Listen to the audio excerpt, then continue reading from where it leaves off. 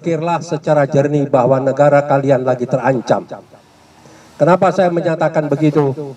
Karena lahirnya Majelis Penderitaan Rakyat itu adalah sudah sesuatu tanda-tanda bahwa Majelis Permusyawaratan Rakyat hampir mandul, termasuk Dewan Perwakilan Rakyat yang mandul dan dimandulkan.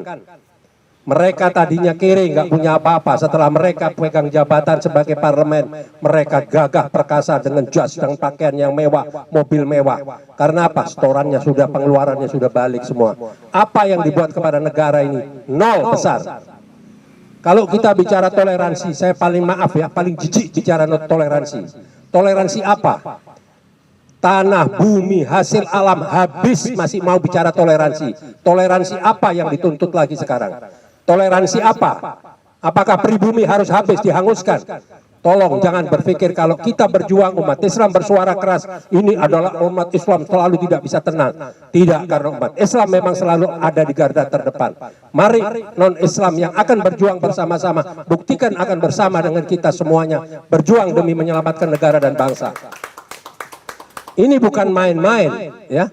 PPKM diadakan, berkepanjangan, diperpanjang, tapi tenaga kerja asing dibiarkan masuk. Kenapa sih kok cuman LBP aja nggak ada yang berani? Apa sih kelebihannya LBP? LBP nggak ada apa-apanya, kosong di mata saya kok. Maaf ini ya, bukan saya arogan atau saya mau ini, tidak. Saya tidak peduli lagi kok. Apa sekarang? Seorang menteri bisa menguasai seluruh tugas dan jabatan, berarti kabinet yang lain mandul. Memang sengaja dipasang orang-orang mandul semuanya. Contoh seperti Menteri Kesehatan Dr. Terawan. Kenapa begitu berbeda pendapat langsung disingkirkan? Dan kenapa penggantinya tidak lebih hebat dari Dr. Terawan? Karena Dr. Terawan adalah orang yang punya pengalaman dan pernah mengeluarkan satu metode stem cell yang pasiennya orang-orang kaya, orang-orang besar, orang-orang pejabat tinggi dengan biaya tinggi, berarti dia tidak mau resiko, tapi yang lainnya mengandung resiko. Ini semua hanya siasat, di mana ada perampokan yang sebelum dilakukan sudah dibuat payung hukumnya. Ini negara mau jadi dibawa kemana? Kadran-kadrun, saya kadrun terbesar di Indonesia. Ya, orang tua saya berjasa memberikan gedung proklamasi 56 untuk fakta proklamasi, bukan rampok. Jadi kita jangan mau terpengaruh. Kadrun tidak pernah merampok, kadrun tidak pernah merampok duit negara, tidak pernah korupsi, tidak pernah mengkhianat, tidak pernah menjual anak bangsa. Siapa yang menjual anak bangsa? Silahkan datang ke Glodok, silahkan datang ke Mangga Besar, silahkan datang ke kota. Semua siapa yang dijadikan pelacur, siapa yang dijadikan tukang masas, siapa yang dijual, siapa semua, siapa yang menjual. Clear semuanya. Kenapa kok sekarang harus ada di stigmatisasi oleh si buzzer-buzzer binatang bayaran-bayaran ini? Ini tidak boleh kita biarkan. Hanya 3-4 orang, tapi bisa mengacau, memporak-porandakan negara ini. Sampah peradaban orang-orang ini tidak bisa dibiarkan. Jadi saya selalu mendukung. Waktu Babe Aldo datang pada saya, dia menceritakan jalan Anda dengan versi yang berbeda. Kita butuh skoci-skoci, kita butuh kesadaran semua. Hari ini saya bicara untuk media. Berkali-kali setiap saya jumpa pers, tolong media proporsional, kemas berita. Saya mau tanya, kalau kita diam, kita sudah diberangus, kita sudah ditahan, terus kalian mau dijadikan apa? Mau diangkat? Mau dikasih jabatan? Enggak, kalian akan dihabisi. Mau bangsa apa saja, mau agama apa saja, termasuk Pak Pendeta, jangan diam, jangan menyerah Pak.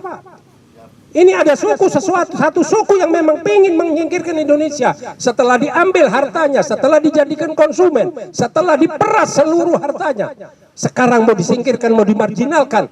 Ini tidak boleh kita diamkan. Apa yang dilakukan oleh pemerintah? Hanya cuma bagi-bagi. Mana presiden kok levelnya bagi-bagi makanan, dilempar-lempar sama begini doang? Nggak ada menteri, nggak ada yang bisa ditugaskan.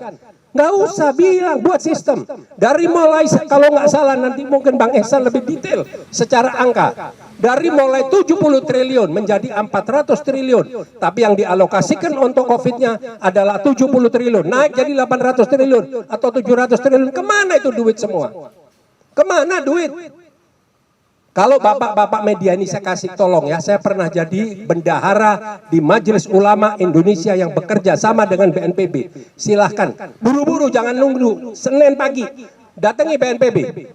Lihat di parkiran, nggak ada mobil yang ini. Semua mobil mewah, semua supplier yang ada di sana. Jadi kita dijadikan objek. Setelah itu kita dijadikan objek penjualan PCR, antigen. Setelah itu kita dijadikan objek untuk vaksin. Kemarin di TV One saya mendengar pakar, ada 2 dokter berdiskusi bahwa vaksin ini hanya cuma bertahan 1,5 bulan. Kenapa ada vaksin yang kedua? Agar bisa berjalan 3 bulan. Kenapa ada booster? Agar berjalan 6 bulan. Loh, ini apa ini? Ya memang orang nggak mampu gitu loh. Dari kota kecil, saya bukan mengerdilkan kota Solo, tidak. Belum siap. Dibawalah ke kota Jakarta. Siapa yang bertanggung jawab? Siapa yang bawa? Sudah transparan di TV dikelihatkan. LBP dan Prabowo. Dan Hasyim yang membawa. Dibawalah ke sini, dipaksakan, dijegel-jegelin jadi gubernur, dipaksakan lagi jadi RI 1, didukung lagi dengan segala kecurangannya maju ke periode kedua. Sekarang mau diperpanjang karena kontraknya, dealnya belum selesai sama China komunis. Jadi mau diselesaikan sampai tuntas, diserahkan terimanya. Ngurusin vaksin nggak becus, ngurusin ekonomi nggak becus, infrastruktur berantakan, mau mindahin ibu kota. Kenapa nggak mindahin negara aja sekalian? Duit dari mana? Ilmu dari mana? Anggaran dari mana? Apa kepentingannya? Apakah sudah membuat studi? Apakah sudah dinyatakan bahwa ibu kota tidak layak? Apakah tidak ada tiang-tiang penyangga yang bisa dipergunakan? Ini mau kemana ini negara ini, mau dibawa kemana? Kenapa harus semua diam? Kenapa harus semua takut? Takut kalau yang ditangkap 4, 5 seperti Babe Hakel bilang tadi. Ya kan 4 tahun. Coba yang turun semua. Jangan nunggu dari HPI, jangan nunggu dari GNPF, jangan nunggu dari PA 212. Semua turun. Suarakan kepada negara. Secara konstitusional, jaga protokol kesehatan. Supaya jelas mau dibawa kemana ini semua. Belum lagi sekarang sudah mulai terjadi kolaborasi mau memperpanjang jabatan. Tamat kita, habis. Ini yang menjadi satu perhatian. Tolong Babe Aldo suarakan nanti melalui Majelis Penderitaan Rakyat, di atas Majelis Pemusyawaratan Rakyat karya Anda. Kita akan dukung. Tidak usah pakai takut. Mereka tidak ada manfaatnya semua. Berapa kali saya berkunjung ke DPR. 1 masalah HIP, 2 masalah Omnibus Law. Tidak sekalipun pimpinan DPR mau menemui kita. Kenapa tidak mau menemui kita? Karena kelompok Habib Rizik? Tidak. Saya yang kedua dan yang ketiga bersama Majelis Ulama Indonesia, dengan beberapa ulama, dengan tokoh-tokoh, tidak juga ditemuin wakil. Apa? Kenapa alasannya? Tidak mau atau nggak mampu? Memang nggak mampu. Nah kalau nggak mampu kenapa dijadikan ketua? Ini bukan bagi-bagi jatah. Ini bukan punya Bung Karno negara ini. Negara ini bukan punya PDI. Gitu loh. Negara ini punya rakyat semua, PDI ada di dalamnya. Bung Karno sebagai founding father kita. Apa sekarang? Lahirnya Pancasila saja sudah mau dimanipulasi. Sudah jelas ada visi dan misi di organisasi partainya. Nanti sedikit-sedikit disalahkan, sedikit-sedikit di stigma jelek. Gubernur dihabisin. Pokok tidak boleh, dari selain mereka tidak boleh hidup. Ingat, bukan karena Anies. Besok nongol Ihsanuddin Nursi-pun mau diangkat, dihabisin. Karena apa? Harus mereka. Karena mereka punya agenda besar. Formula One diributin, tapi yang namanya korupsi bansos yang langsung dengan hajat rakyat dikorupsi. Apa sampai sekarang? Bagaimana Harun Masihu? Bagaimana yang kaitannya sama Hasto? Nggak ada yang berkelanjutan. Nah, jadi itulah ya, mungkin saya terlalu berapi-api, karena kalau saya nanti tidak berapi-api, saya pasti ditegur nanti sama teman-teman saya yang samping kanan kiri. Karena sebentar lagi pasti tonasinya lebih tinggi, Bang Ihsan ini pasti lebih tinggi. Karena apa? Bukan dia hanya vokal, dia sudah tidak tahan lagi. Mereka tahu data, jadi jangan dianggap rakyat ini, mereka tokoh-tokoh ini nggak ngerti. Mereka punya data. Mereka tahu semua di mana kesalahan-kesalahan ini ada.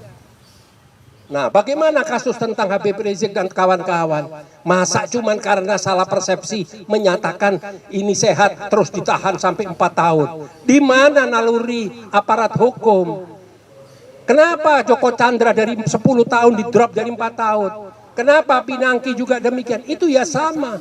Bagaimana dengan yang namanya Haji Munarman? Salah apa Haji Munarman? Haji Munarman itu adalah tim suksesnya Prabowo. Berarti Prabowo teroris dong berketemu dengan Munarman. Kenapa Prabowo bisa masuk kabinet sekarang? Kalau dibilang kita ini ada perbedaan begini, enggak. Prabowo itu yang kita angkat, yang kita dukung, kita junjung di atas kepala. Kita kumpulin duit dari rakyat, dari masyarakat berkarung-karung. Sembayang juga enggak kok. Adiknya misionaris.